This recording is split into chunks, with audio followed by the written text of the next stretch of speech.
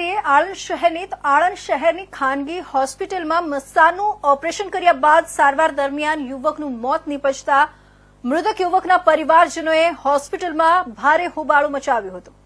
કટલાલના 42 વર્ષીય જયદીપસિંહ સોઢાનું આણંદની આઈરિસ હોસ્પિટલમાં મસ્સાનું ઓપરેશન કરાવવામાં આવ્યું હતું।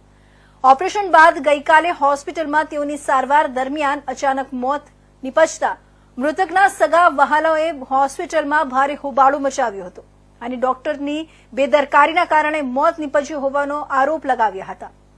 ઘટનાની જાણ થતાં આણંદ ટાઉન પોલીસે ઘટના સ્થળે દોડી જઈ મૃતક યુવાનના મૃતદેહને પોસ્ટમોર્ટમ માટે આણંદની જનરલ હોસ્પિટલમાં ખસેડ્યો હતો। આ બનાવ અંગે પોલીસે અપમૃત્યુની નોંધ કરી વધુ તપાસ હાથ ધરી છે। जी आपका नाम? दिलीप सिंह चौहान। दिलीप सिंह શું ઘટના બની? અમારા એક મોટા ભાઈ છે અને 13 તારીખે એમણે આયરસ હોસ્પિટલની અંદર મસાનું ઓપરેશન કરવા માટે એપોઇન્ટમેન્ટ લીધેલી અને ઓપરેશન કરાવડાવેલું અને ત્યાં આગળ ઓપરેશન કરાવ્યા બાદ ડોક્ટરની બેદરકારીના કારણે આજે એ પોતે એક્સપાયર થઈ ગયા છે।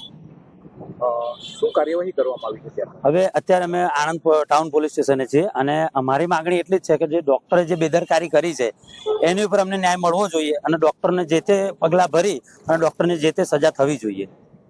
અને ઓપરેશન કઈ રીતનું કીધેલું કઈ રીતનું કરવામાં આવ્યું? ઓપરેશનમાં ડોક્ટરે પહેલા એવું કીધું હતું કે ભાઈ લેઝરનું ઓપરેશન કરાવડાય અને પછી અત્યારે સ્ટેપલરની પીનો મારી છે અને એનું ઓપરેશન કર્યું છે। જે ઓપરેશન કર્યા બાદ એમની ક્રિટિકલ સ્થિતિ થઈ ગઈ હતી, શું કહે? ઓપરેશન કર્યા બાદ 1-2 દિવસ સારું રહ્યું અને પછી અત્યારે એ આજે લગભગ 4 વાગ્યાના આજુબાજુ એક્સપાયર થઈ ગયા છે। તો હવે વાત કરીએ